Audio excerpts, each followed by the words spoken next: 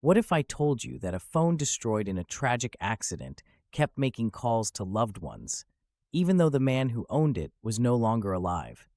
A tale that blends heartbreak and intrigue, it left investigators and family members with more questions than answers. This is the story of the mysterious phone calls from beyond the grave.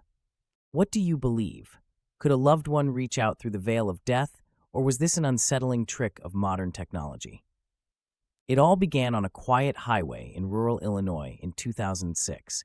Charles Charlie Peck, a beloved father, husband, and train enthusiast, was returning home late at night from a job interview he was thrilled about. He was just days away from proposing to his fiancée, Andrea, and everything in his life seemed to be falling into place. But fate had other plans. That night, a collision occurred between two trains on the tracks near Charles' route. Out of the 25 fatalities later reported from the tragic accident, Charles was one of them. The news devastated his family. Andrea, his fiancée, was inconsolable, as were his siblings and parents. But amidst their grief, something strange happened, something no one could make sense of. The day after the accident, Andrea received a call from Charles's cell phone. It should have been impossible. His phone, that very device, had been found smashed, burned, and beyond recognition at the crash site. Yet, her screen lit up with his name, and his ringtone echoed through the house. Her fingers trembled as she answered, clutching onto the thought that maybe there was some mistake, maybe he wasn't gone.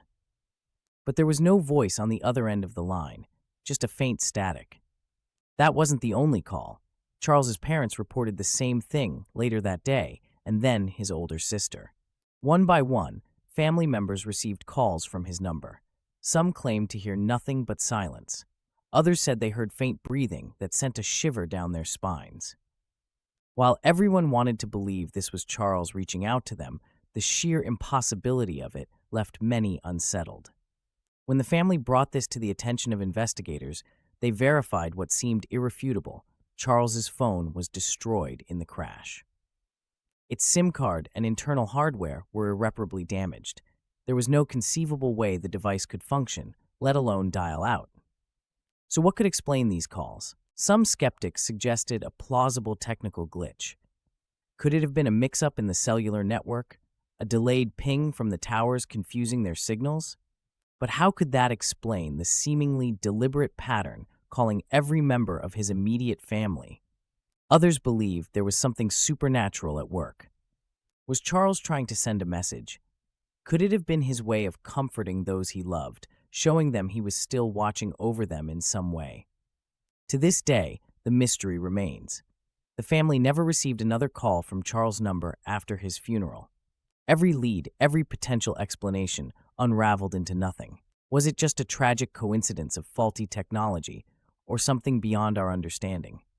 Either way, Charles Peck left a legacy of love, hope, and one of the most chilling mysteries of our time. What do you believe? Could a loved one reach out through the veil of death, or was this an unsettling trick of modern technology? Whatever the answer, it's a story that reminds us how deeply connected we are to those we lose, and how some connections refuse to fade, even after death.